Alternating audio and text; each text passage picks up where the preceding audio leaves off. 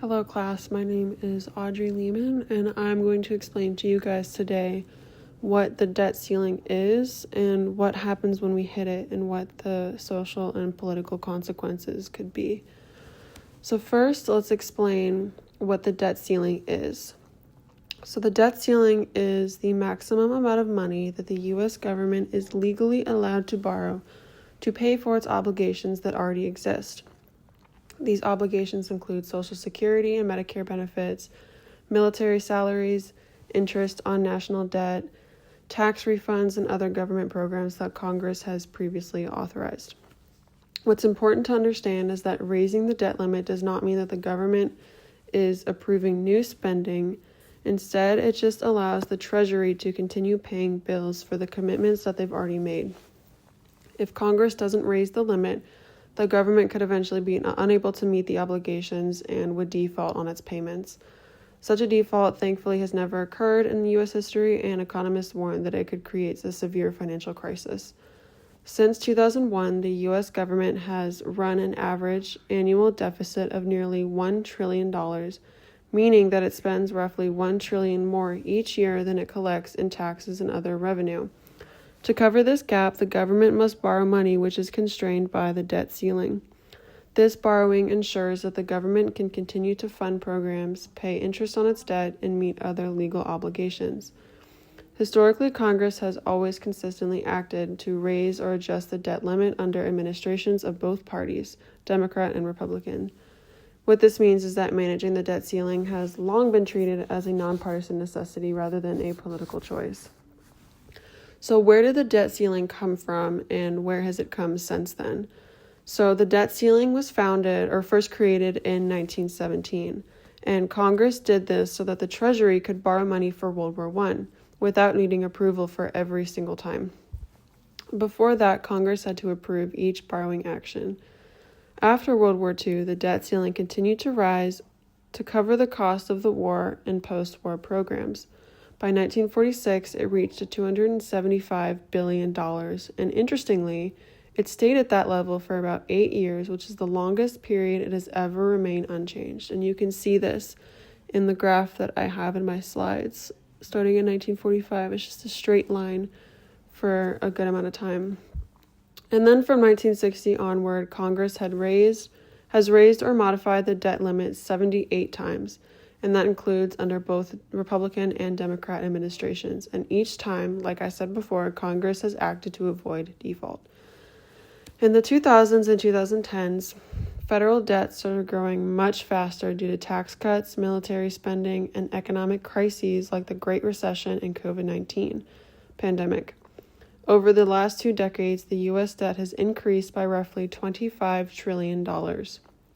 The most recent standoff was in 2023, with the U.S. hitting its borrowing limit at around $31.4 trillion. The Treasury warned that without an agreement to raise or suspend the ceiling, the government could run out of money, which would prevent it from paying its bills and risk serious economic consequences. This recent example shows that while Congress has always acted in the past to prevent default, the debt ceiling remains a source of large tension and debate. So what happens if we reach the debt ceiling? If we hit or breach the debt ceiling, the government cannot borrow any more money, and therefore it's possible that they cannot pay their bills, including Social Security, Medicare, and national defense.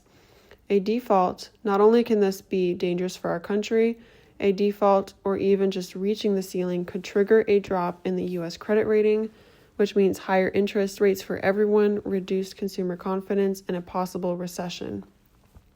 So what are the political and social consequences of this? So experts warn that the economic consequences of hitting the debt ceiling or breaching it could be very severe. It could increase the already evidently bad gridlock and severely hurt citizens' trust in the government. Goldman Sachs estimates economic activity could immediately drop by 10%. And Third Way predicts the loss of 3 million jobs, major increases in mortgage costs, and an additional $850 billion added to the national debt due to higher interest rates. Higher borrowing costs could also force the government to cut spending on infrastructure, education, and healthcare. And Treasury Secretary Janet Yellen has warned that failing to meet the U.S. obligations would cause irreparable harm to the economic and global financial stability. So where is the U.S. debt now? The U.S. national debt has grown significantly over the past 2 decades due to COVID-19, spending on national defense, Social Security, Medicare, and economic stimulus programs. The total U.S. debt currently is around $36.1 trillion, and it is growing rapidly. The pie chart that I have in my slides is as of February 2025, so it shows that the U.S. investors and other holders in the U.S. hold about 55% of the national debt. Foreign investors hold about 24%, and the Federal Reserve holds about 13%, and Social Security and other agencies hold about 7%. So what can Congress do if the debt ceiling is reached? So they have a few options. They can, 1, vote to raise the borrowing limit, which allows the government to continue paying its bills. They can also temporarily suspend the debt ceiling to buy more time to reach an agreement. Another option is to pursue long-term budget reforms to slow the debt growth, such as changing spending levels or adjusting taxes. Each choice, unfortunately, comes with political challenges because lawmakers disagree all the time about how much the government should spend and what programs should be funded. These debates most of the time reflect the other tensions over the size and role of the government, which can make the debt ceiling decisions a major political issue rather than just a financial one. So, in conclusion, the debt ceiling is essentially the legal borrowing cap for the U.S. government. It is necessary to ensure that the government can continue doing this without running up unmanageable debt. It acts as a control on borrowing but does not authorize any new spending. Raising it simply allows the Treasury to pay its obligations that are already legally required. Historically, Congress has acted many times to raise or adjust the debt ceiling before default could occur, so thankfully we've never gone into default. These increases have prevented economic crises and have maintained confidence in U.S. financial markets. However, hitting the debt ceiling still carries severe risks, even if we don't breach it. If the government cannot borrow enough to pay its obligations, it could severely harm the economy, cost jobs, increase borrowing costs, and reduce consumer and investor confidence. And finally, debates over the debt ceiling often reflect bigger political disagreements about government spending priorities. While it is a financial tool, it's also unfortunately a political one, and these debates can shape outcomes for both economy and public trust in the U.S. government. So the debt ceiling is way more than just a number. It is a very important tool that balances the government obligations, economic stability, and political decision-making.